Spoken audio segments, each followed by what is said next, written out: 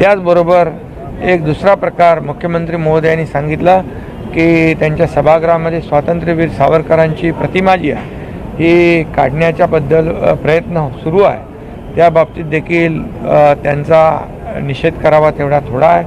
आणि स्वातंत्र्यवीर सावरकर फक्त महाराष्ट्राचे नाही तर अवघ्या देशाचे स्वातंत्र्यवीर सावरकर यांनी या देशासाठी जो त्याग केलेला आहे याचा जे काही जाणीव कर्नाटक सरकारने देखील ठेवली पाहिजे.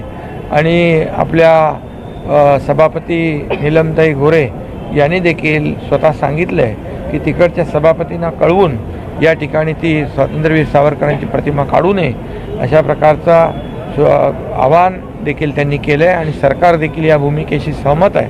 आणि म्हणून स्वातंत्र्यवीर सावरकरांचा अपमान करणारे देखील कर्नाटक सरकारचा मी या ठिकाणी धिक्कार करतो, निषेध करतो.